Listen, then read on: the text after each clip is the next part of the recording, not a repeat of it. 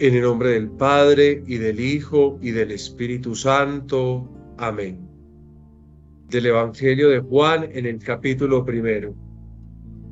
Al día después, ve a Jesús viniendo a él y le dice: He aquí el Cordero de Dios, el que levanta el pecado del mundo. Este sobre el que yo he dicho: Detrás de mí viene un varón que delante de mí llegó a ser, porque primero de mí era. Y yo no lo conocía, pero para que sea manifestado Israel, por eso he venido con agua bautizando. Y dio testimonio Juan diciendo: He visto al Espíritu bajando como paloma del cielo y permanecer sobre él.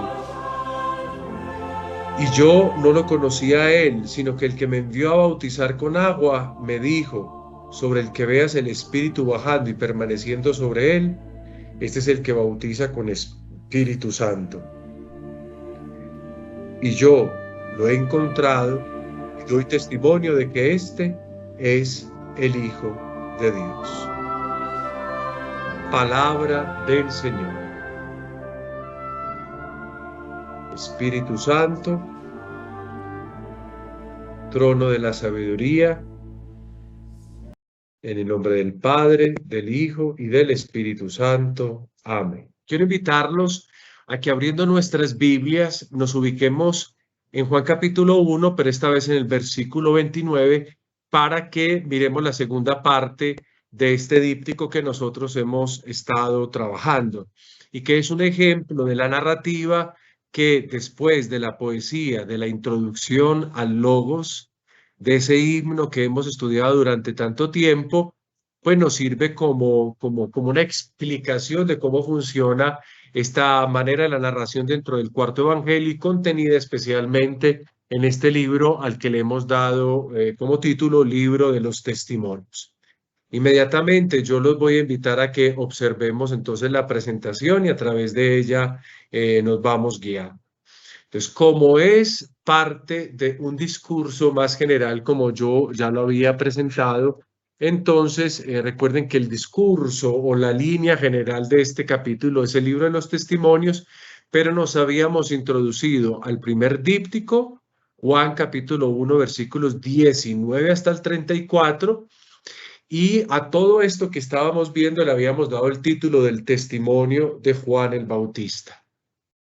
El primer díptico entonces estaba dividido en dos partes. La primera parte ya la vimos nosotros, del versículo 19 al 28, y que le habíamos dado el título Juan y el que no es conocido, y ahora estamos en esta última parte de ese díptico, al cual yo le he dado el título de Juan de Jesús viene hacia Juan.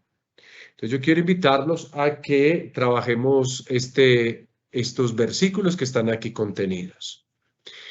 Bien, lo primero que yo quiero decir es que Juan esta vez se encuentra con Cristo, pero ya no desde la potencia de su fe, como veníamos nosotros trabajando hasta la última lección. Ya Juan no lo va a ver con su fe, ya Juan lo va a ver con la posibilidad, con sus órganos sensitivos.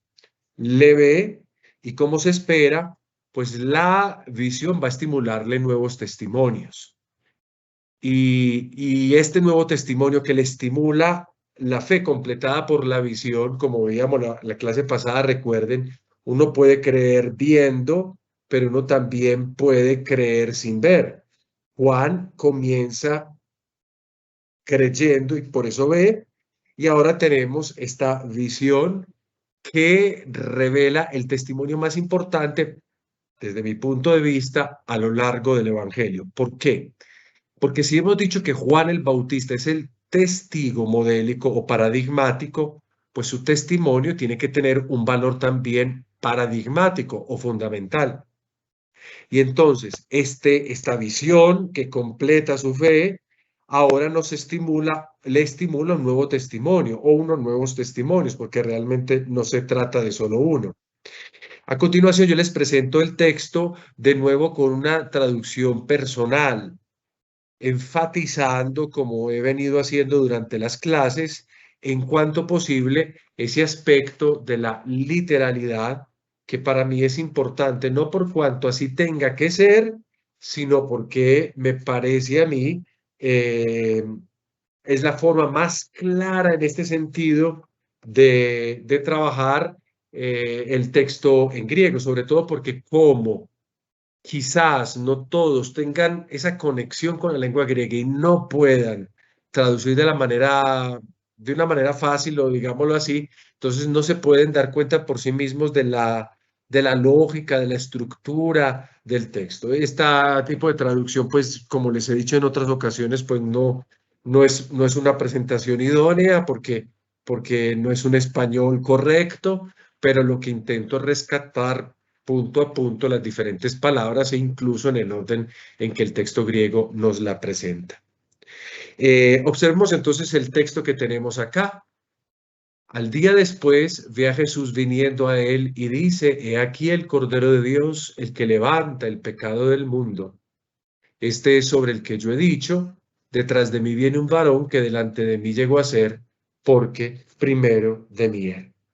Yo los invitaría a que siguiéramos leyendo como ya lo hicimos ahorita en la oración, porque me parece que la segunda visita al texto puede todavía ayudarnos a tener ciertas claridades. Y yo no lo conocía a él, pero para que sea visto, manifestado Israel, por eso vine, con agua bautizando. Y dio testimonio Juan diciendo, he visto el Espíritu bajando como paloma del cielo y permaneciendo sobre él. Y yo no lo conocía a él, sino que el que me envió a mí a bautizar con agua, aquel me dijo, sobre el que veas el Espíritu bajando y permaneciendo sobre él, este es el que bautiza con Espíritu Santo. Y yo lo encontré y doy testimonio de que este es el Hijo de Dios. Observemos, muchachos, que entonces en el desarrollo de estos versículos, hasta el versículo 34, donde concluye la escena, nosotros tenemos no un único testimonio de Juan. Si ponemos en función, en juego, los versículos anteriores junto con estos, de verdad que tenemos una serie de testimonios y no un único testimonio en singular. La narración está recogiendo varias testificaciones o varios testimonios, pero aquí en este que tenemos en este momento en estudio, en examen, hay diferencias, sobre todo con los anteriores, porque en el presente, recuerden que está medida la testificación o el testimonio de Juan por una experiencia sensible de encuentro, es decir, Juan ha visto a Jesús. De hecho, la citación del texto dice blepei, como ustedes pueden ver ahí, ve en la tercera palabra del primer renglón. Ya pasó un día del encuentro del Bautista con el judaísmo, recuerden, representado en los sacerdotes, en los levitas y en los fariseos. Ha pasado un día. Y ahora, luego de ese día, luego de haber descrito su identidad, sobre todo con base en su testimonio de Cristo, el Bautista tiene la posibilidad de un encuentro visual que al parecer, pues no ha sido el primero en sentido histórico, como intentaré explicar más adelante, pero sí el primero en cuanto a la narración. O sea, si yo me atengo a las tradiciones lucanas sobre Juan el Bautista, pues obviamente no sería la primera vez que Juan ha visto a el Mesías o a Jesús. Pero si me atengo a la narración joánica, pues tengo yo que decir que en cuanto a la narración, este es el primer encuentro visual descrito por el cuarto evangelio. Es decir, aquí, por fin, con Juan, nosotros vamos a ver a Jesús. O en los ojos de Juan vamos a ver a Jesús. Hasta el momento, él había sido descrito a través de los términos logos, vida, luz. Luego, a través del testimonio que vimos anteriormente de Juan el Bautista. Y finalmente, acá nosotros, con los ojos de Juan, vemos venir también a Jesucristo. Y esto nos debe importar bastante. ¿Por qué? Porque primero que todo, este encuentro se realiza a través de la visión.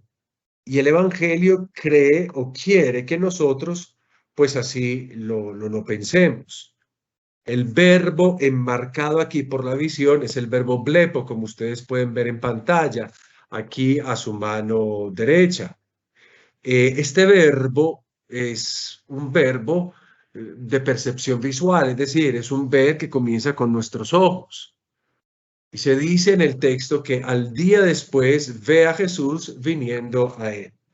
Las palabras, como nosotros ya pues nos enteraremos o si tratamos de recordar, pues no son palabras casuales, porque esa expresión erchómenon prosauton, es decir, a Jesús viniendo a él, ese viniendo del verbo erchomai, entonces primero tenemos nosotros una percepción por lo que es desde el punto de vista del sentido visual. Y luego nosotros tenemos un movimiento. Y el movimiento está constituido por el verbo arjomai, que no es la primera vez que aparece acá. Yo vuelvo a apelar a ustedes a la poesía del Logos, donde eso se predicaba de Jesús. Y también vuelvo a llamar la atención sobre el pros, que también encontramos en la poesía de el Logos. Recuerden los primeros versículos donde se decía que el logos era pros ton theon, es decir, hacia Dios, en movimiento hacia Él. Entonces, utilizando las mismas palabras o el vocabulario común, aquí se está confirmando lo que el logos siempre ha hecho. ¿Y qué es lo que el logos siempre ha hecho? Dirigirse hacia los seres creados. Entonces aquí volvemos también a constatar cómo Jesucristo o cómo el Logos en el cuarto evangelio es presentado siempre como movimiento, movimiento hacia el Padre, movimiento hacia la creación, en este caso, movimiento hacia Juan el Bautista. Entonces estos dos datos que yo he acabado de señalar, es decir, el de la visión y el del movimiento, no pueden pensarse como casuales, simplemente colocados acá porque al autor le dio por colocarlos acá. No son casuales, realmente tienen un sentido bien importante. Me devuelvo un poquito al verbo anterior, al verbo blepo, porque quiero entrar en una consideración en este verbo. El verbo blepo, como les decía yo antes, pues puede referirse solo a la percepción física, es decir, a la que yo obtengo con la utilización de los sentidos de mi visión. Y es una percepción física por la cual se pueden apreciar las cosas. Pero también blepo tiene un sentido que no es bueno despreciar, sobre todo a la hora de interpretar. ¿Por qué? Porque blepo también puede referirse a la percepción del tipo intelectual, que en otros términos puede traducir lo que nosotros decimos en español como conocer o entender. Entonces, si yo un poco juego con estos sentidos, yo tendría que pensar que cuando aquí se dice al día después ve, también puedo decir al día después conoce, o si queremos, entiende. Son las mismas funciones del otro verbo ver que hemos examinado, el verbo jorao, solo que blepo acentúa aún más esa función sensitiva o perceptiva del ojo. O sea, si vamos como a hablar de grados del verbo, tenemos el primero que es el que acentúa más la percepción visual, es el término blepo. Y de este le sigue el jorao, que también acentúa esa percepción visual orgánica.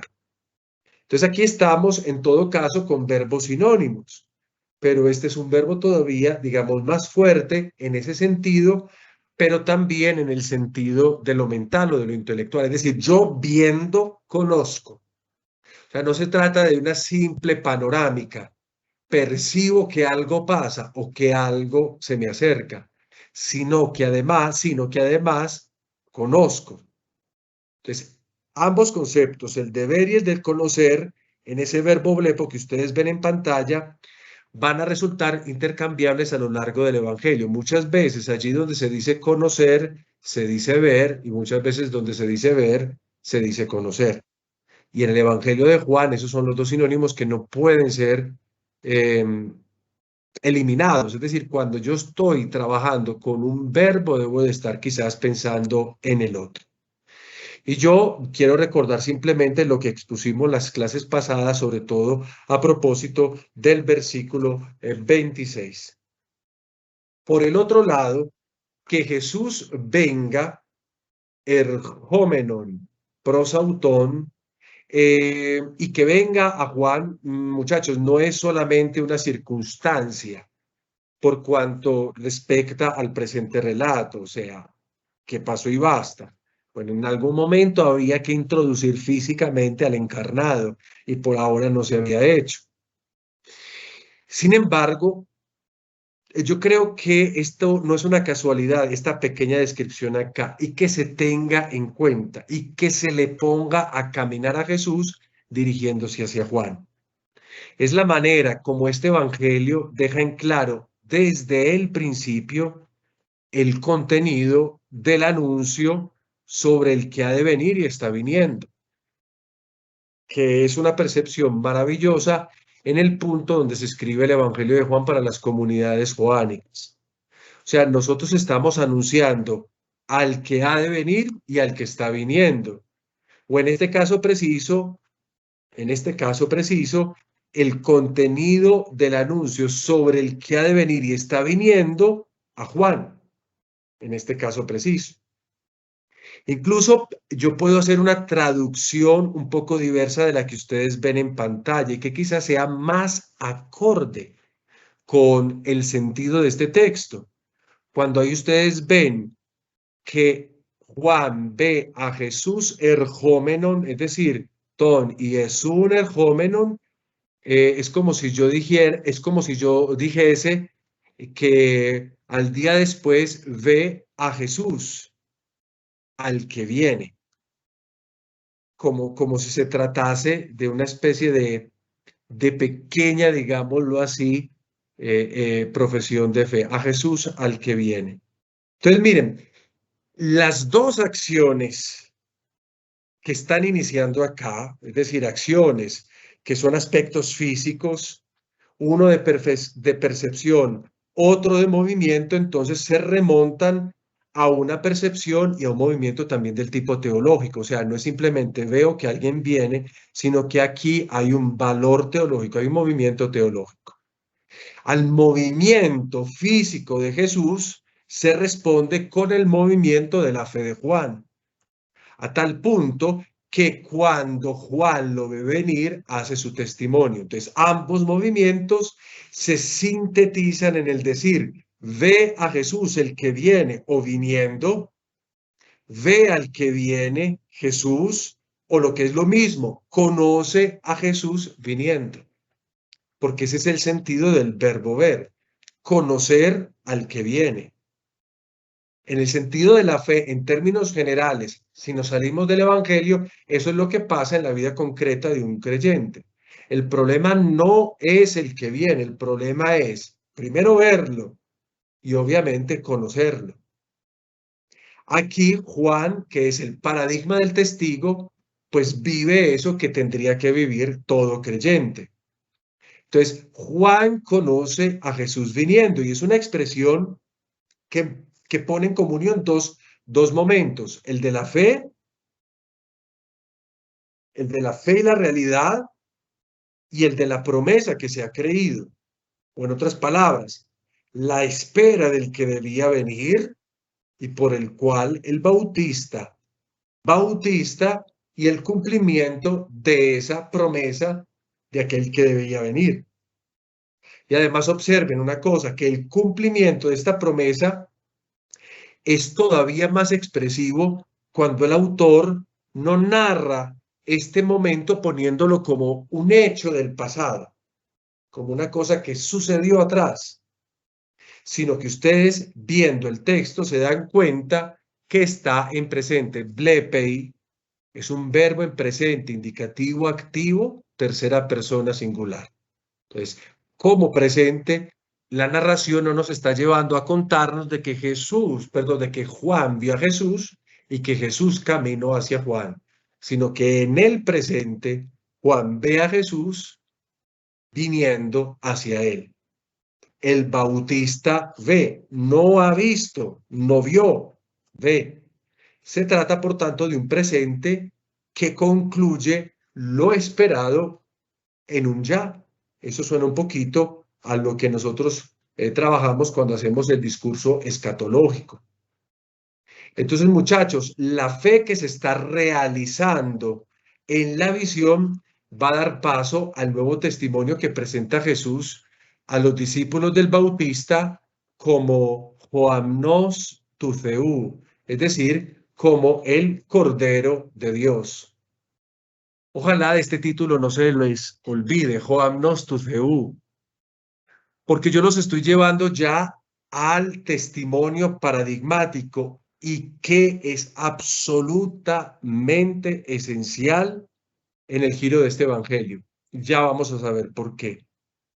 Entonces, la fe que se está realizando ahora en Juan, porque Juan ve y entonces la fe alcanza su cumbre, su sentido, nos está presentando a Jesús, a nosotros. Juan nos está diciendo, pero Juan también se lo decía a sus discípulos, como el Amnos Tuceu, el Cordero de Dios, que es una figura que hunde sus raíces, recuerden, en el simbolismo ritual, en la liturgia hebrea.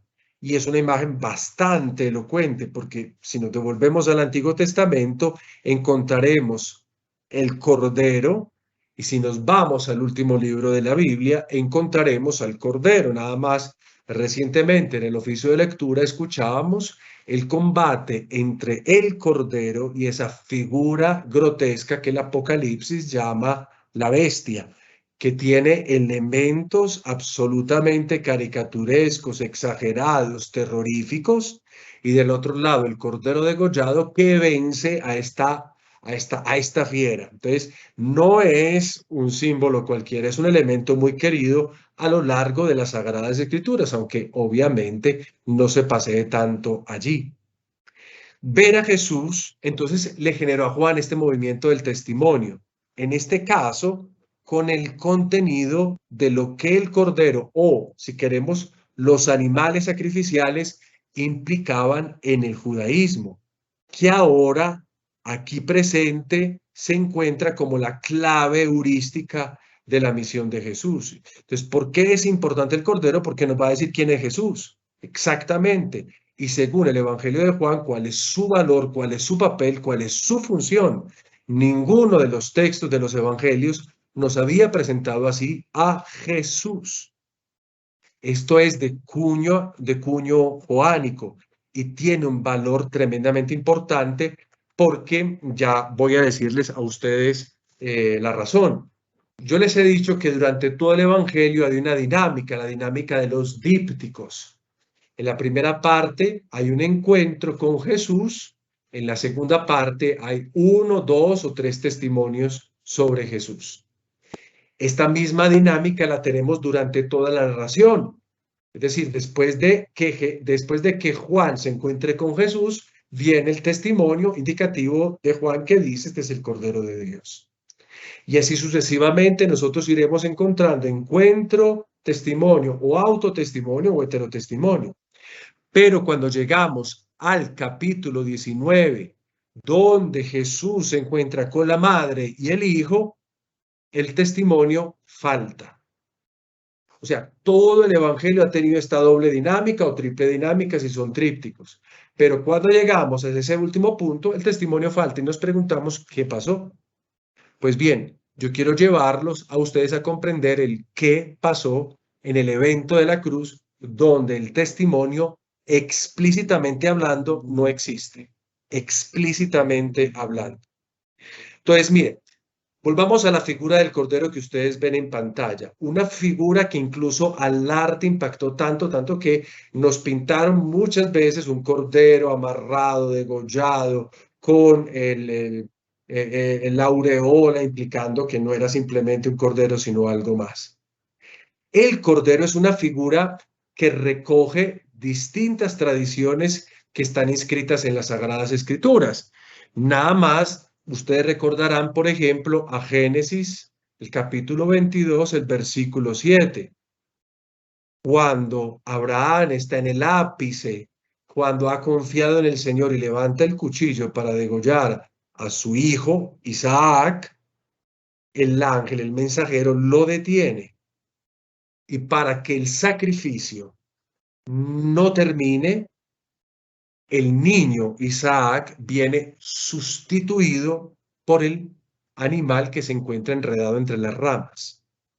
Entonces, observen, el animal sacrificial que se dice allí en el hebreo se dice se, así como suena se, es un concepto genérico referido a los animales que componían el ganado menor. Cuando yo hablo de ganado mayor o ganado menor, en hebreo o en la cultura hebrea se refiere a dos cosas. El ganado menor son siempre las ovejas, los corderos, mientras que el ganado mayor hablamos de toros, de vacas y demás.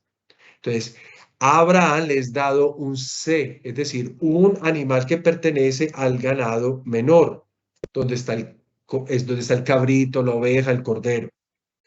Y ese concepto que está en el Génesis, escrito en hebreo, fue traducido por la Biblia de los 70 con la palabra hebrea probaton. En cambio, si ustedes se fijan en la pantalla, para decir Cordero de Dios, aquí digo yo amnos tu theou, es decir, utilizo otro término. Está bien, pero el sentido de sustitución es el mismo. Isaac debía morir en lo alto del monte Moria y ante la fe del padre que cede a su hijo, el hijo no muere, es sustituido por el animal, en este caso por un animal menor, que podría ser un cordero, un cabrito, una oveja. En todo caso, es interesante porque así entendido, el animal funciona como una criatura de rescate. Le rescató la vida al hijo de Abraham. O sea, Isaac puede vivir porque el animalito muere. Y la sangre del animal, ustedes se recordarán, por ejemplo,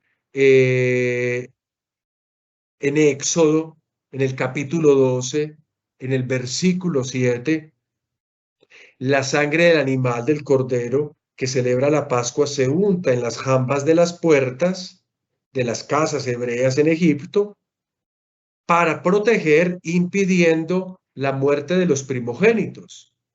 De manera que el espíritu exterminador pasa por Egipto, se lleva la vida de los primogénitos egipcios, pero la sangre del cordero, del animal muerto, salva la vida de los primogénitos que se ocultan al interior de las casas donde se ha celebrado la Pascua y donde la sangre del cordero sirve como protección o como signo de reconocimiento en las jambas de las puertas. Entonces, miren, la sangre del animal protege impidiendo la muerte y entonces sustituye a los que deberían morir. Los primogénitos no mueren porque por ellos ha muerto el cordero de la Pascua judía. E incluso, y yo quisiera que por favor con las Biblias le voy a pedir a uno que otro hiciésemos una lectura de Isaías, que ya había hecho esta misma interpretación, una interpretación nada espantosa, sino todo lo más interesante de las interpretaciones más lindas que existen en el texto bíblico sobre el siervo de Dios. Obviamente se halla en el profeta que habla del siervo de Dios y en este caso nos propone una imagen. Entonces, por favor, vamos a buscar todos al profeta Isaías. Nos vamos a ir con Isaías hacia los capítulos casi finales, es decir, el capítulo 52, y nos vamos a deleitar leyendo o escuchando la lectura del capítulo 52, versículo 13, y nos vamos a ir hasta el capítulo 53, versículo 12. Es un texto larguito, pero yo quiero que ustedes le pongan bastante atención porque aquí se revela una función bastante interesante del animal del cordero como expiación. De antemano digo que el capítulo anterior, es decir, Éxodo 12:7, también nos vuelve a presentar la imagen del cordero con el título de probaton en griego, que no es amnos tu theou como aparece en el Evangelio de Juan, pero que sigue en el campo semántico de los animales que servían para ser sacrificados, sustituyendo la vida humana. Entonces, alguno por favor de ustedes que nos regale la lectura del capítulo 52, versículo 13, hasta el capítulo 53 en el versículo 12. Mi siervo al final tendrá éxito, será exaltado y puesto en lo más alto. Así como muchos quedaron espantados al verlo, pues estaba tan desfigurado que ya no parecía un ser humano. Así también todas las naciones se asombrarán y los reyes quedarán sin palabras, cuando vean lo que no se les había contado y descubran cosas que no se habían oído. ¿Quién creerá la noticia que recibimos? Y la obra mayor de Yahvé, ¿a quién se la reveló?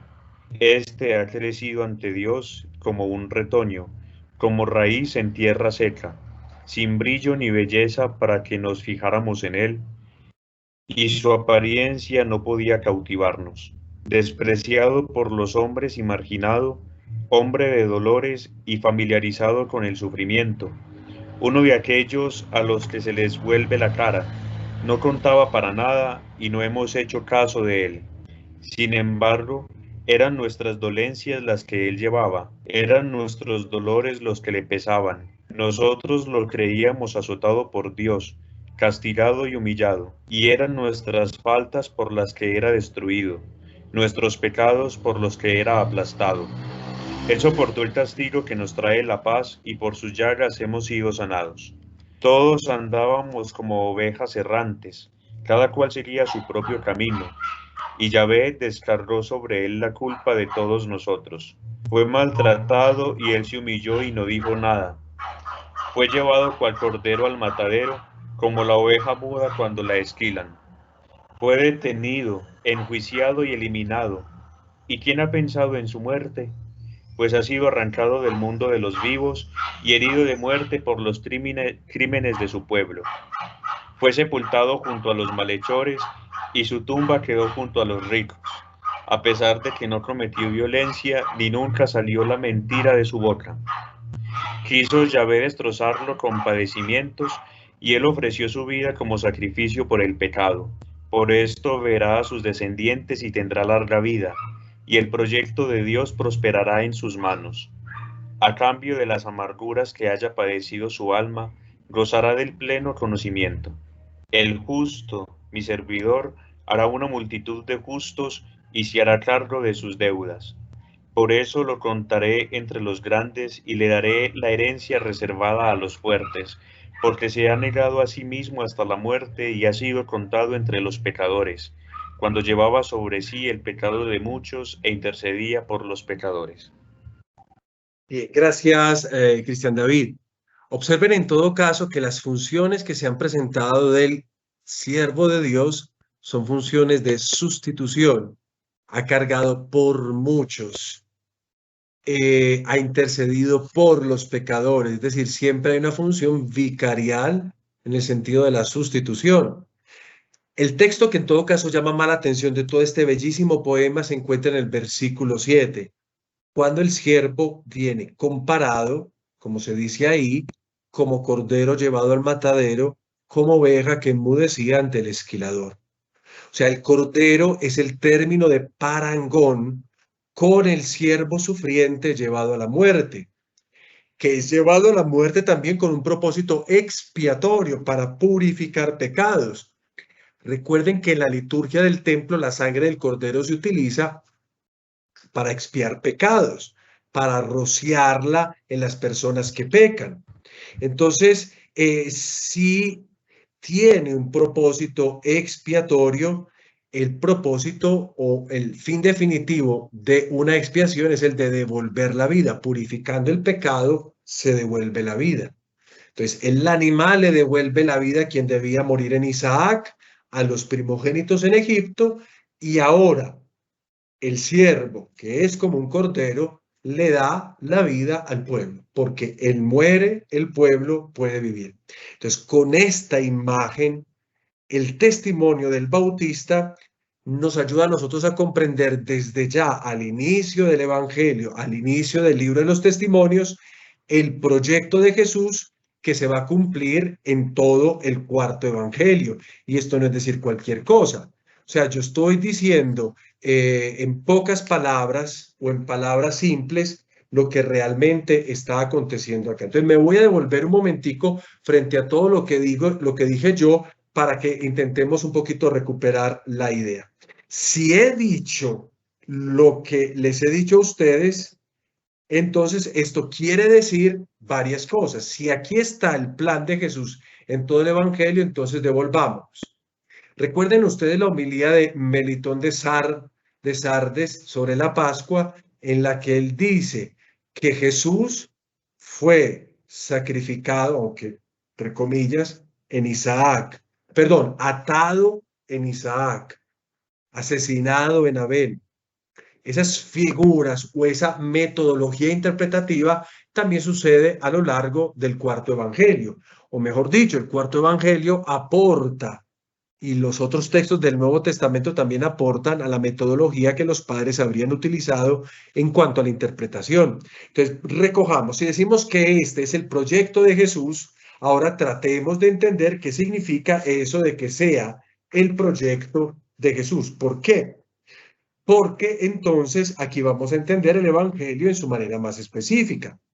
Si yo propongo, por ejemplo, el texto de Génesis 22:7, como ustedes lo ven en pantalla, entonces, si el animal que ustedes ven en esta bellísima pintura del Caravaggio sirve para sustituir al ángel que está deteniéndole la mano a Abraham para que no mate al hijo que está sometido, como dice su expresión, al terror, si el animal le salva la vida, si el animal está hecho para rescatar la vida, entonces, ¿cuál es el proyecto de Jesús? Y vamos un pasito más allá. Volvamos entonces al Éxodo. Si la sangre del animal untada en las jambas de las casas hebreas protegía, impidiendo la muerte de los primogénitos, sustituyendo así la oblación de sus vidas, ¿cuál es el proyecto de Jesús? ¿Y por qué el texto bíblico en el evento de la cruz nos dice que de su costado brotó sangre? ¿Cuál es ese sentido? ¿Para qué darnos un detalle? No bastaba con decir que había muerto y todos creeríamos.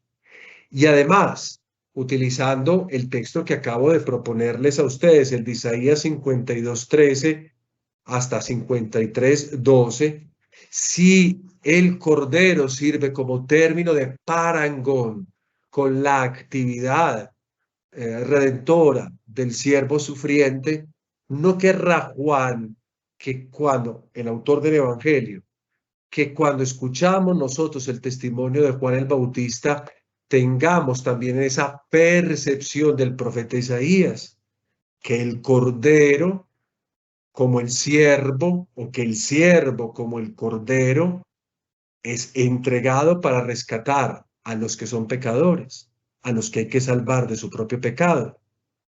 Quiero presentarles un personaje que voy a mostrar ahorita en pantalla. No sé si ustedes conozcan a un autor llamado Joaquín Jeremías. ¿Alguno ha llegado a escuchar de este autor? Su nombre, alguna obra, la ha leído, la ha mirado, no las... Simplemente es para saber si explico, si digo alguna cosa de la biografía o puedo pasar derecho. No, bien. Joaquín Jeremías, pues es un autor muy prolífico, bastante diría yo. Nos sirve como dos daticos simplemente. Él nació el 20 de septiembre del año 1900 y murió en el año 1979, también en el mes de septiembre, casi que una triste coincidencia, el 6 de septiembre, ya a punto de cumplir sus 79 años. Es un teólogo alemán, es luterano, fue profesor del Nuevo Testamento en Göttingen y en Tübingen, donde finalmente él murió. Es uno de, digamos, de los padres de la exégesis. Sus obras son bastantes dedicadas a las parábolas, a los evangelios, bueno, etcétera, etcétera. Y yo he traído este personaje que se llama Joaquín Jeremías, pues por varias razones. Primero, para darle, como hemos dicho en otras ocasiones, cara a la teología. porque sus obras son realmente importantes. Él, por ejemplo, se concentró mucho en el estudio de la Biblia hebrea, pero no para quedarse en la Biblia hebrea. Además, relacionó sus estudios, por ejemplo, con los escritos rabínicos y sus interpretaciones, que eran muy relevantes para él. De manera que con esa base él pudiese hacer un estudio más completo del Nuevo Testamento y sobre todo en sentido crítico. Y así él pretendía comprender el Nuevo Testamento reconstruyendo el ambiente histórico donde Jesús habría nacido, crecido y finalmente habría sido asesinado. Él pensaba que con ese ejercicio podría comprender la vida de Jesús y sus enseñanzas. Y de hecho, hay un libro que se llama Las Parábolas de Jesús, que ustedes pueden encontrar en biblioteca, maravilloso libro, en donde él quita las parábolas de su contexto de sus evangelios y las vuelve como si fuera un solo tratado y las trabaja. Y realmente el resultado es bien interesante. Bien, ¿a dónde los quiero llevar yo a ustedes con Joaquín Jeremías o Joaquín Jeremías? Los quiero llevar a lo siguiente, a una palabra. Esta palabra que ustedes ven acá es una palabra aramea, se lee talía. Talía es un vocablo que tiene diversos significados, porque talía es la palabra con la cual en arameo se dice cordero, cordero. Pero talía también es una palabra que se utiliza en lengua aramea para decir muchacho o siervo. O sea, que la palabra talía puede significar tanto el animal, cordero, como la persona, siervo o muchacho. Y esto lo llevó a afirmar que las palabras del Bautista aludirían más a Jesús como talía de Dios, como siervo de Dios, que como cordero de Dios, basándose en Isaías capítulo 53 que hemos acabado de leer. Y ahora usted dice, pero ¿qué tiene que ver talía, que es palabra aramea, con un evangelio que ha sido escrito en griego? Para los autores como Joaquín Jeremías y otros, el Evangelio de Juan no habría sido escrito originalmente en lengua griega, sino originalmente en lengua aramea. Entonces, cuando habrían hecho la traducción al griego, se habrían topado con la palabra, bueno, el traductor se había topado con la palabra talía en arameo. Y como talía es una palabra polisémica, pues el autor o el traductor griego, según esta teoría, tendría que habérselas visto con decir, bueno, ¿cuál fue la intención o cuál es el contenido exacto del testimonio de Juan? Juan dijo, ¿he ahí el Cordero de Dios o he ahí el siervo de Dios? Para nosotros es Cordero de Dios por muchas razones, pero el siervo de Dios es exactamente lo que pasa en el profeta Isaías. El profeta Isaías nos habla de un cordero que sustituye con su muerte para que otros puedan vivir. He ahí mi siervo. Y en cambio, en el cuarto evangelio, nosotros si quitamos el Cordero de Dios o en contraste, perdón, y decimos que Juan vio venir al siervo de Dios, y no decimos al Cordero de Dios, y Juan al otro día ve venir a Jesús y dice, he ahí el siervo de Dios, el que levanta el pecado del mundo. Estaría Juan o el autor o el traductor en esta teoría de Joaquín Jeremías y de otros que lo siguen a él, aludiendo mejor a la figura enigmática del profeta Isaías, sea como sea, el profeta Isaías nos ha aportado una figura enigmática, el siervo, pero también la ha comparado con el animal sacrificial. En síntesis, queridos muchachos, el cordero tiene esa función de suplir en sacrificio, sobre todo aquello que debería ser ofrecido a Dios, primero porque le pertenece, o el cordero que se utiliza en sentido de sustitución, para quien debería morir por su condición pecadora, porque el pecado produce la muerte. Entonces, ¿qué hace el Cordero? Muriendo por el que debía morir, permite al que debería morir vivir, mientras que el Cordero lo suple, lo sustituye. Y de hecho, recuerden que la sangre, como decía ahorita, que se asperja en la liturgia sacrificial, purifica los pecados de la asamblea celebrante del sacrificio. Lo cierto es que cualquiera sea la motivación de la sustitución, el destino inaudito del Cordero es la muerte. Al Cordero siempre le espera la muerte. Ese es su fin. Y la imagen del Cordero va a reaparecer más adelante en este mismo Evangelio cuando leemos Juan capítulo 1, versículo 35. Y va a permanecer latente esa misma imagen a lo largo del Evangelio hasta que por fin nosotros llegaremos a Juan capítulo 19, también versículo 35. O sea que es fácil hasta recordar estas citaciones. Ya te doy la palabra, Juan Pablo. Porque miren muchachos, ¿qué es lo que pasa en la cruz? ¿Qué es lo narrado en Juan capítulo 19, versículo 35? Quien actúa como testigo de la muerte de Jesús no nos dice su testimonio sobre Jesús. Yo les decía ahorita, desde hace rato nosotros vamos a estar acompañados durante todo el Evangelio de dípticos o trípticos. Un encuentro con Jesús que produce un testimonio, autotestimonio, heterotestimonio, testimonio indicativo. Pero cuando llegamos al capítulo 19, en este verso 35, simplemente no se dice nada. Se dice que el testigo y el que lo vio dice la verdad, su testimonio es verdadero. Pero ¿cuál es su testimonio? Su testimonio es verdadero. Pero ¿cuál es su testimonio? ¿Que Jesús murió? Pero hay muchos testigos de que Jesús murió. Estaba la madre, estaba el discípulo amado, estaban los que lo crucificaron, estaba el que le hizo la lanzada. Hay muchos testigos de que murió.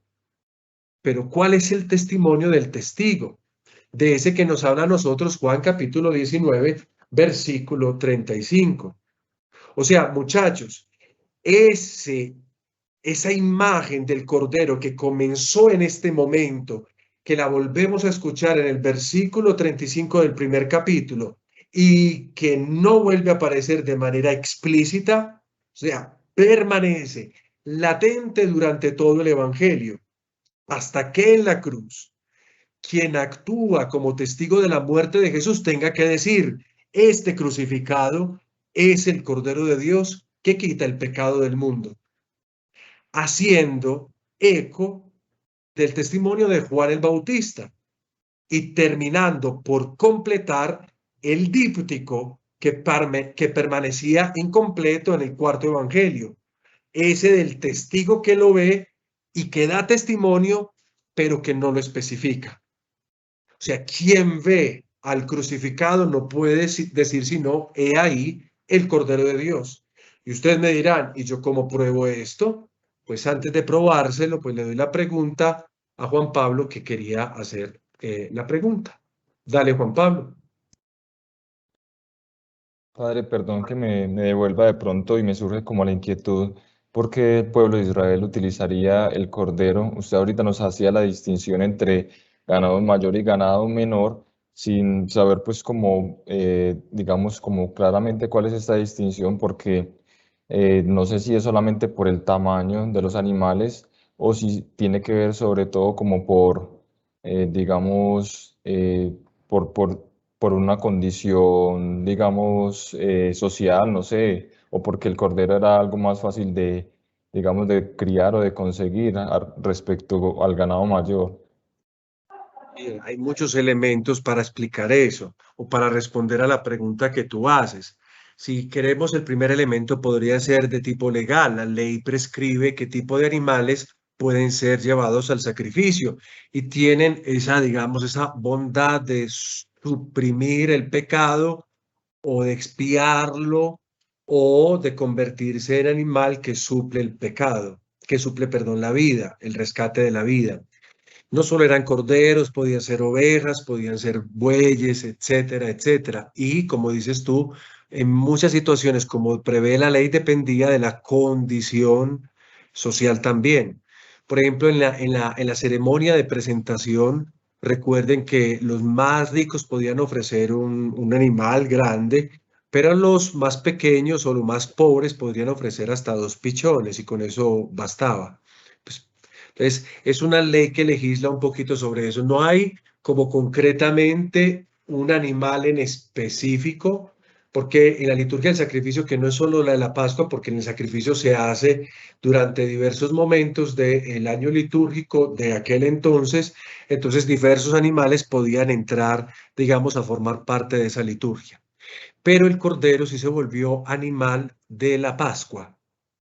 O porque así lo prescribe la ley. Claro, pues que el libro del Éxodo nos presenta a nosotros un C que significa tantas cosas. Puede ser cualquier animal del ganado menor, o sea, una oveja, un cabrito o un cordero.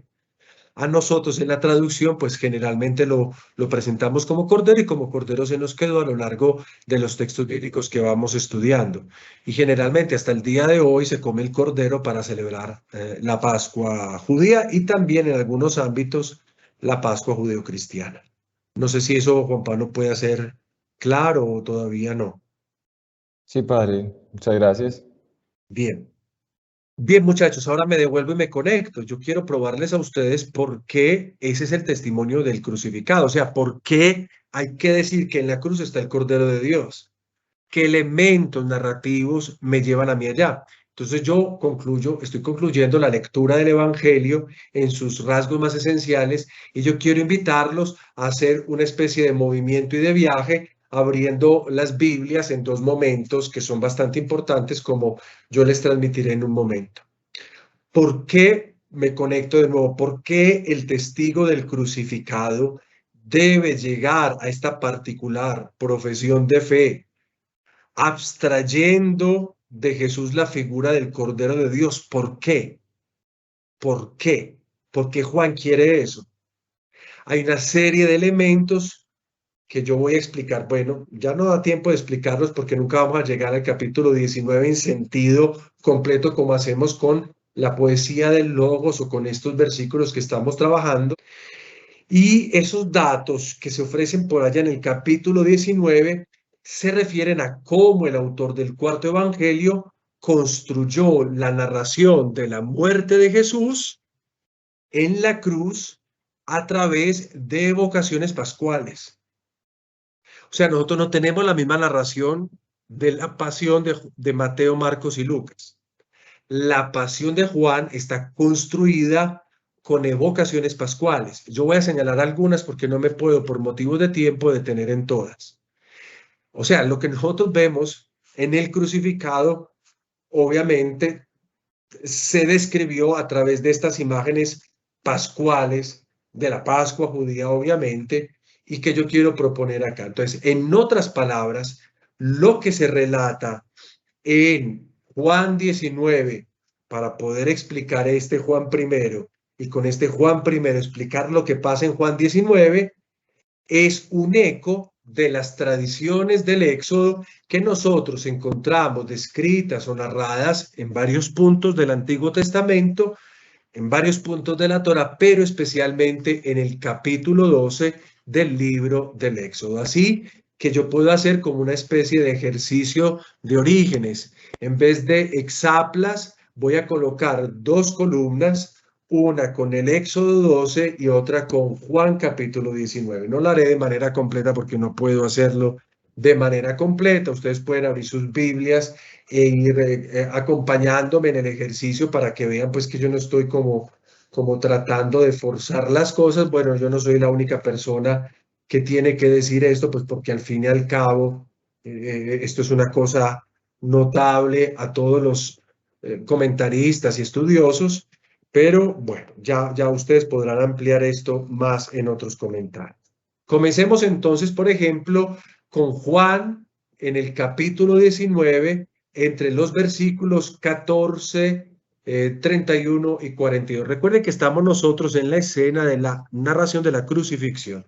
O sea, yo voy a explicar esa escena que debería ser como la última del curso, pero que nunca llegará a sonar por el tiempo. Entonces la explico desde ya y ya queda así asumida. ¿Qué es lo que nosotros vemos en Juan capítulo 19, versículo 14, versículo 31 y versículo 42? O en el giro de esa narración, nosotros vemos la condena de Jesús. Vemos su muerte en la cruz y finalmente vemos la deposición de Jesús en su tumba. Y todo esto sucede en el contexto de la preparación de los corderos para la Pascua. El viernes, que sería el Viernes Santo, digámoslo así, en griego se le llama la Paraskeue. Si ustedes miran en sus Biblias, alguno de esos versículos, sobre todo el 14, el 10, el 31 y el 42, y el 42, se habla, yo no sé si traiga el término en específico, porque también ha sido transliterado, pero en el versículo 14, por ejemplo, del capítulo 19, se dice, era el día de la preparación de la Pascua. Esa palabra, preparación de la Pascua, realmente puede ser el título del día hebreo, que sería la Parasebe o la Parasheve. Yo no sé si ustedes tengan ese nombre en el versículo 14 o simplemente en sus Biblias se dice la preparación de la Pascua. Era un día, el día que siempre era antes de la Pascua y que obviamente se utilizaba para preparar lo que se iba a comer en la Pascua. ¿Y por qué?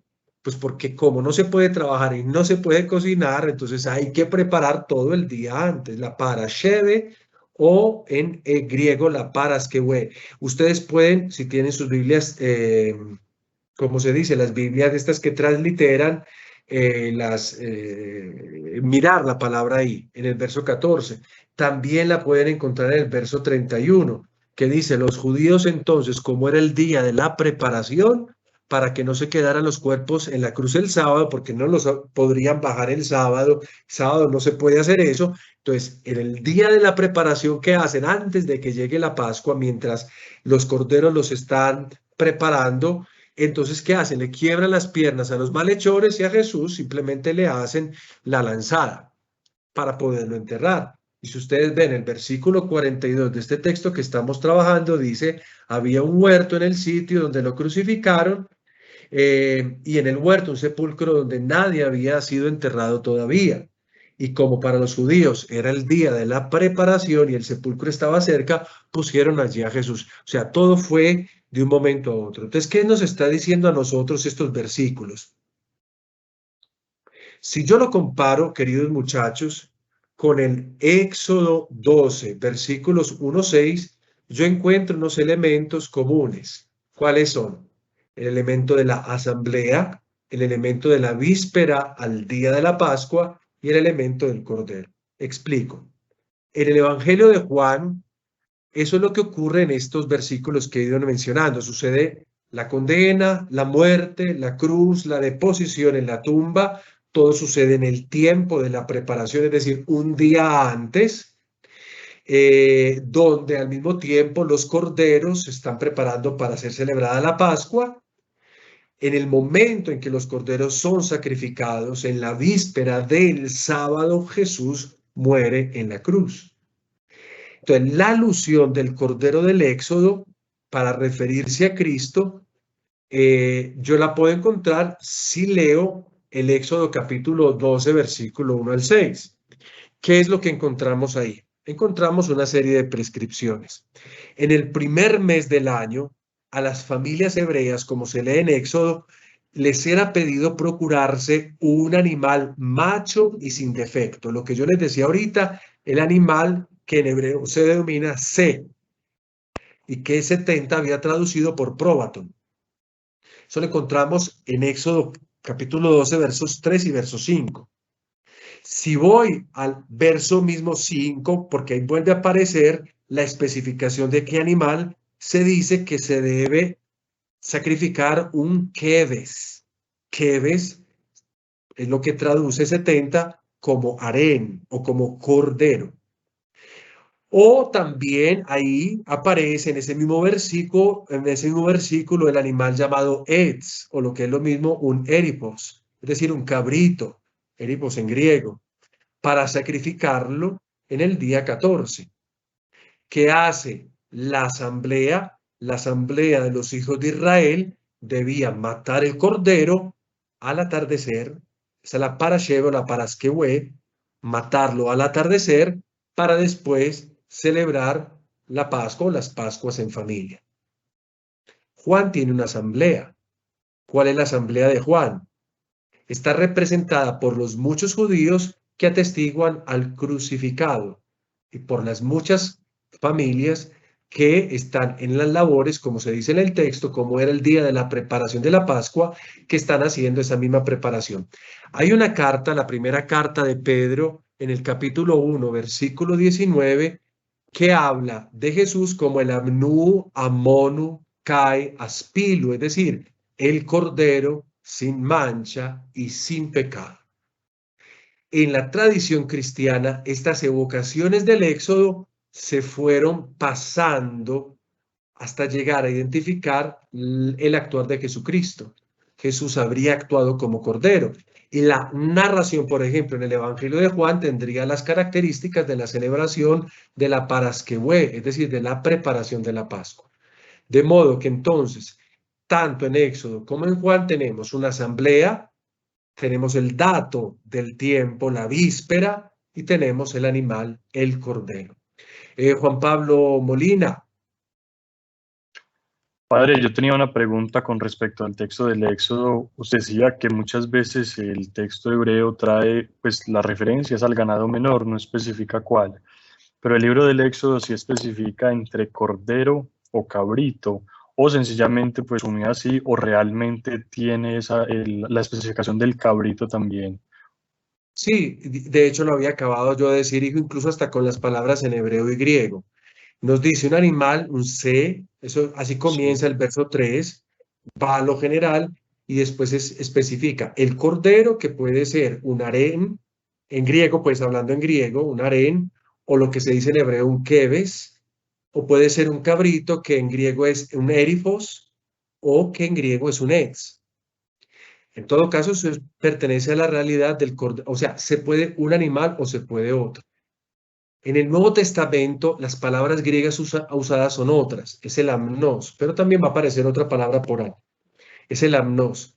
Y de hecho es interesante que no se utilice casi siempre la palabra amnos en el Antiguo Testamento, pero recuerda una cosa, hijo, que en todo caso el Nuevo Testamento no nace desvinculado de las tradiciones judías, que hablando griego o hablando arameo, pues obviamente estarían pensando en el cordero, y desde hace mucho rato se habría utilizado el cordero. La tradición del Éxodo es todavía mucho más antigua, dando como esa variopinta posibilidad. No todos tienen un cordero, algunos pueden ser un cordero, un cabrito, lo que sea, pero siempre del ganado menor.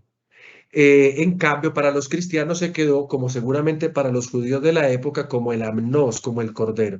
Realmente entre la especie no hay mucha diferencia entre una y otra cosa, porque todas pertenecen al contexto del ganado menor. Entonces se podría escoger. Obviamente no nos iban a presentar los evangelios varios términos, sino que nos presentan un único término unificando a Jesucristo como ese animal y no como o cordero, o cabrito, sino como ese animal amnos, que significa propiamente el cordero en la traducción griega. Pero esto es cuestión pues de traducciones más que de determinaciones, si es o no un animal u otro. No sé si Juan Pablo sea claro eso. Bien. Yo quiero hablarles a ustedes un poquito de esa asamblea como para especificarla más. Este no es el único elemento, aquí hay muchos elementos que antes de terminar la clase yo se los voy a mencionar.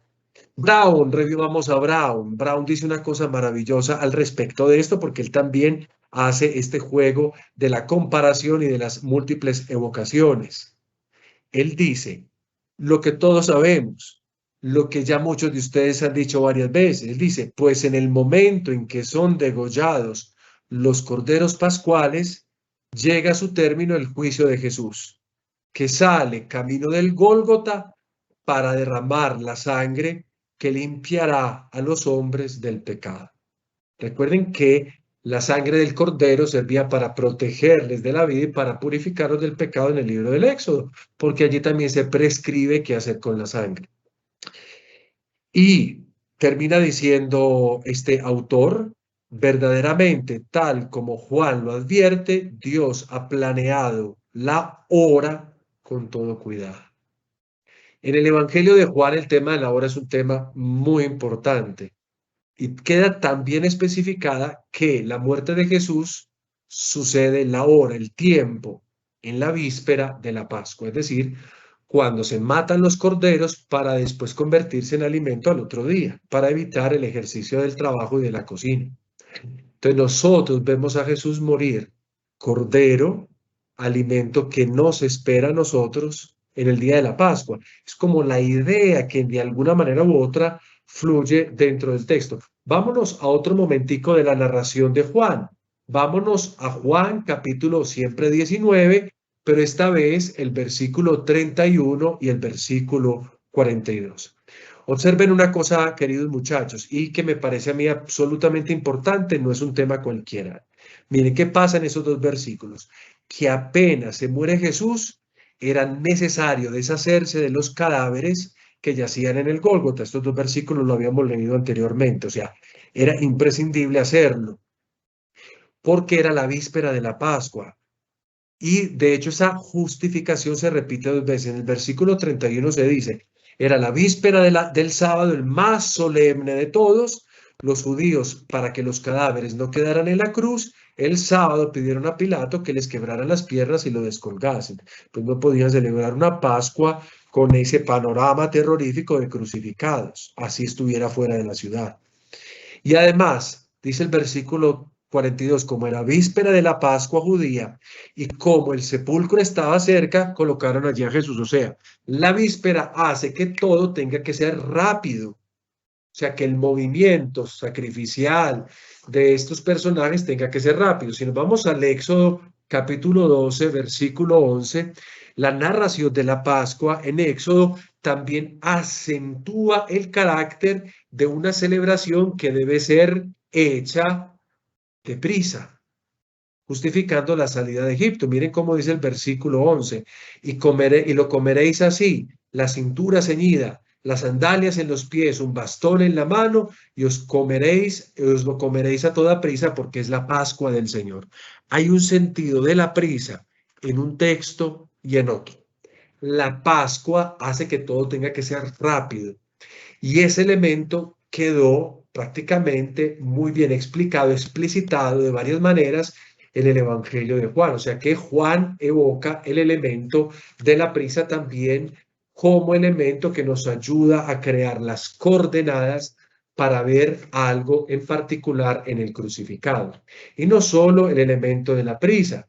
Miremos Juan capítulo 19, siempre ese mismo, el versículo 29. En el versículo 29, luego de que Jesús antes de morir dice, tengo sed, vean el versículo 28, a Jesús le es dada una esponja empapada en vinagre, y esa esponja está sujeta a lo que sería el hisopo, no el hisopo. Y a mí me llama mucho la atención este vocablo, hisopo.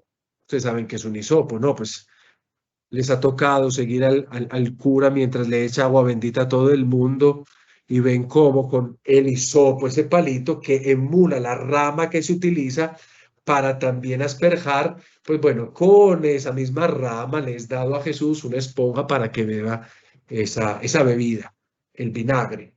Cuando yo me voy a pasiones como la de Mateo y Marcos, si ustedes van allá, Marcos, por ejemplo, 15:36, Mateo 27:48, la palabra hisopo no aparece en ningún momento. En cambio, lo que sí aparece es la palabra cálamos, es decir, la caña donde se enreda la esponja para dar de beber a Jesús. No es hisopo, sino cálamos. Miren, estas son cosas interesantes. ¿Por qué? Porque si Juan ha leído los sinópticos y también ha hecho la construcción a partir de un material común, pues ¿por qué reemplazar la caña tan normal, tan lógica, por una cosa como el hisopo? Pues bien, si yo me voy al Éxodo capítulo 12, versículo 22, la sangre del cordero del animal debía ser tomada con un manojo de hisopo, con esta planta. En hebreo nosotros decimos con el agudat etzov, que el griego de los 70 tradujo como desmen hysupo, ahí la palabra hisopo, para ser untada en las jambas y en los dinteles de las casas. Aparece el elemento del hisopo. No que se funcionen de la misma manera, pero Juan está haciendo, o el autor del cuarto evangelio, está haciendo ejercicios de evocación. Entonces el hisopo aparece como conexión entre la narración del Éxodo y entre el ejercicio narrativo de la muerte del Señor. Y no solo el hisopo, vamos a otro puntico más, a otro elemento más que nos demuestre a nosotros un poquito lo que yo estoy tratando de decir. Si yo voy a Juan capítulo 19, versículos 32, 33 y versículo 36, se dice lo siguiente, que a Jesús no se le rompió ningún hueso.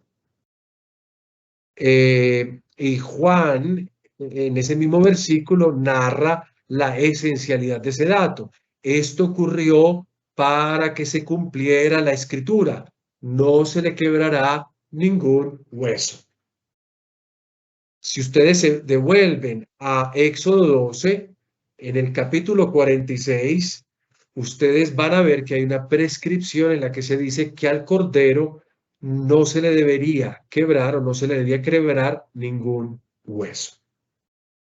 A mí me llama mucho la atención, aparte de todo un paréntesis, porque en todo caso el elemento de los huesos es también el elemento evocativo de la Pascua judía con el que está muriendo en la cruz en el cuarto evangelio, porque hay un salmo, yo no sé si ustedes se acuerdan, es un salmo que nosotros hacemos en la liturgia, el Salmo 34, entre los versículos 20 y 21 dice, no sé si se acuerdan del texto que dice, muchos males padece el justo, de todos los libra el Señor, Él cuida todos sus huesos, ninguno de estos será quebrado.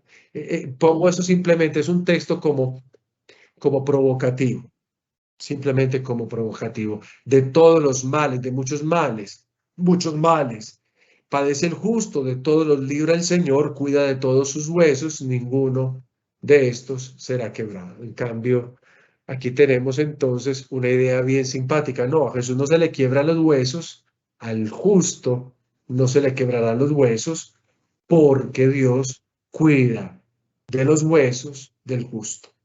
Es una manera también de evocar, no le quebramos los huesos a Jesús. ¿Quién es Jesús?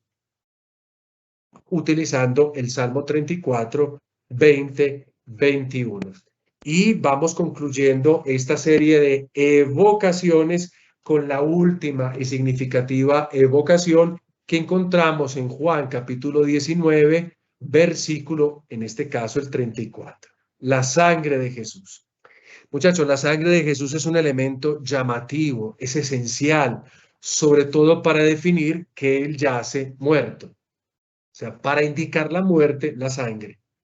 El narrador nos hace un primer plano en el costado de Cristo, que al ser abierto por la lanzada, permite ese brotar de su sangre, como la sangre de los corderos que son degollados por los judíos en ese mismo momento en sus casas mientras los preparan. La sangre en Éxodo 12, versículos 7 y 13, la sangre del cordero degollado debe untarse en las jambas, en los dinteles de las casas, como hace un momento lo afirmábamos. En el lugar donde ha sido comido el animal, para identificar la residencia de los hebreos, para proteger a los primogénitos hebreos antes de que pase el exterminador. La sangre entonces se definía, atención, en el Éxodo como signo. Si en el Éxodo es signo, que será en el Evangelio de Juan. Introduciré más tarde un autor que pues ya había presentado en bibliografía, Johannes Beugler, que ustedes lo ven ahí, y que ustedes han leído la introducción a su comentario de Juan. Esa percepción sobre el valor de la sangre está muy bien descrita por Johannes Beugler en las palabras que ustedes ven en pantalla. La sangre pertenece al mundo del sacrificio. Jesús es condenado a muerte en el momento en que se sacrificaban los corderos pascuales, conmemorando la liberación de Israel. Desde las palabras del Bautista, mirad el Cordero de Dios, este mundo conceptual está presente en el Evangelio de Juan, probablemente en relación con el siervo de Dios, que arriesga su vida en rescate por muchos. Esta perspectiva se confirma mediante la primera cita de la Escritura en nuestro texto de Juan 19:36. Los autores no concuerdan respecto al origen de este versículo bíblico. Hasta aquí la citación de Johannes Beugler. Entonces, muchachos, estos y otros elementos permiten entender cómo el testimonio de Juan se volverá el testimonio de los creyentes del cuarto evangelio. El testimonio que silencia el último testigo en el capítulo 19 es el testimonio de Juan. En la cruz, el Cordero. El que lo vio da testimonio y su testimonio es verdadero y él sabe que dice la verdad para que también vosotros creáis. Desde este orden de ideas, el testimonio de Juan el Bautista forma una inclusión con la descripción que hace el cuarto evangelio del crucificado. En el testimonio de Juan el Bautista se reenvía a Jesús crucificado y en Jesús crucificado se evoca a Juan el Bautista y se evoca su testimonio. Y mientras Juan, el que bautiza con agua, ve venir a Jesús hacia él y dice, Ide Joamnos tu Theú, Joairon ten hamartían tu cosmo, he aquí el Cordero de Dios, el que levanta el pecado del mundo. La cruz es el camino que Jesús toma para venir al encuentro del hombre. El hombre que viéndolo en lo alto del madero y creyendo, dirá, como el que bautiza, Ide Joamnos tu Theú, he aquí el Cordero de Dios, Joairon ten hamartían tu cosmo, que levanta el pecado del mundo. Llegando a este punto, para decir levantar, el griego utiliza este verbo que ustedes ven acá, joairon, en participio. El verbo airo, que ustedes ven ahí encima de la cabeza del cordero, tiene un significado básico, es el de alzar, el de mover hacia arriba, el de levantar de la tierra, pero también tiene un valor, una connotación ulterior. ¿Y cuál es la connotación? Que puede significar tomar sobre sí, llevar algo, cogerlo. Hagamos una lectura, por favor, uno de ustedes que busque el Evangelio de Marcos. Marcos, capítulo 8. Marcos, capítulo 8. Y vamos a buscar el versículo 34. ¿Alguno de ustedes que lea Marcos 8, 34? Llamando a la gente a la vez que a sus discípulos, le dijo, si alguno quiere venir en pos de mí, niéguese a sí mismo, tome su cruz y sígame. Exacto. Allí cuando se dice tomar la cruz se utiliza el mismo verbo airo, arato, en una conjugación diferente, airo arato, arato ton estauron autu, tome su cruz, coja sobre sí, tome sobre sí, lleve su cruz. Y entonces con esta denotación que se usa en este Evangelio de Marcos 8:34 y donde se indica cómo el seguimiento de Jesús está precedido del tomar la cruz, quizá en referencia a los hechos que debe afrontar el discípulo, es decir, el soportar como su maestro los sufrimientos hasta la misma muerte. Y esta concepción del Evangelio de Marcos subyace al interno de la metáfora del cordero que viene al encuentro del bautista. Miren, si el animal en el rito hebreo servía para cargar sobre sí el pecado del pueblo, o lo que es lo mismo, para expiarlo, soportando vicariamente la pena, entonces para esto debía morir en el sacrificio.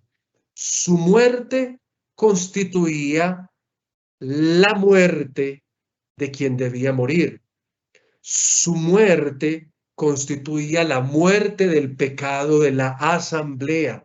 Muriendo, mataba el pecado de la asamblea o del primogénito. Morir era sustituir. Era como si yo me devorase la muerte, como si me tragase la muerte, como si cogiese la muerte del otro y la pusiese sobre el animal. Y por eso, queridos muchachos, en el contexto presente del testimonio de Juan, el cordero Joairón, el que levanta, también podríamos traducir ese verbo con términos como suprimir, aniquilar, destruir, matar. El cordero con su muerte mata el pecado del mundo. Y no solo el animal, también las personas. Basta leer un libro como es el del Levítico, que les pido por favor que ya para concluir nuestra clase lo miremos. En el Levítico, en el capítulo 10, el versículo 12 al 17, nosotros comprendemos que el cordero con su muerte mata el pecado del mundo, pero no solo el animal, también las personas. Miren lo que dice el capítulo 10, versículos del 12 al 17. Moisés dijo a Aarón y a los hijos que le quedaban, Eleazar e Itamar, tomad la oblación, lo sobrante de las oblaciones quemadas en honor del Señor, y comedla sin levadura junto al altar, porque es cosa santísima. La comeréis en lugar sagrado, porque es tu porción y la de tus hijos de entre las oblaciones quemadas en honor del Señor. Es orden que he recibido. El pecho de la ofrenda sometido al rito de balanceo y la pierna del tributo las comeréis en lugar puro, tú, tus hijos y tus hijas, porque han sido apartados para ti y para tus hijos de entre los sacrificios de comunión de los hijos de Israel. Atención, ellos entregarán la pierna del tributo y el pecho de balanceo, además de las grasas que han de ser quemadas con el rito de balanceo delante del Señor. Son porción que os pertenece perpetuamente a ti y a tus hijos. Así lo ha ordenado el Señor. Moisés preguntó por el macho cabrío del sacrificio expiatorio y resultó que había sido ya quemado. Enfadado contra Eleazar e Itamar, los hijos que le habían quedado a Aarón, dijo: ¿por qué no habéis comido en lugar sagrado la víctima del sacrificio expiatorio? Era cosa santísima que se os daba a vosotros para borrar la falta de la comunidad, haciendo expiación por ellos ante el Señor. Aarón y sus hijos debían comer lo que quedaba de la víctima expiatoria, porque el Señor os lo ha dado para que carguéis con la culpa de la comunidad y expiéis así por ellos ante el Señor. Entonces, llegando ya a la conclusión, me queda sino decir lo siguiente. Como objeto directo de esta acción del Cordero, se señala por primera vez en el cuarto evangelio el detonante que puso en movimiento la historia de la salvación. Y como anticipación, debe saberse que, según la primera carta de Juan, en el capítulo 3, en el versículo 5, que dice, y sabéis que aquel apareció para quitar los pecados, y él no tuvo pecado, el propósito del venir de Jesús, aquel sin pecado, es quitar, levantar, suprimir, expiar, matar los pecados.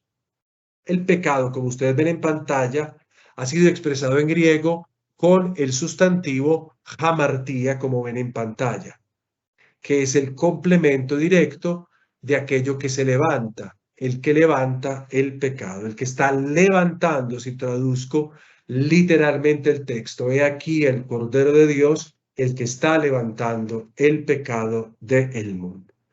Concluyo preguntándome, ¿y qué es hamartía? La concepción de hamartía en el Antiguo Testamento permaneció en el Nuevo Testamento y especialmente en el Evangelio de Juan. Eso lo responderemos cuando nos volvamos a ver en la próxima lección.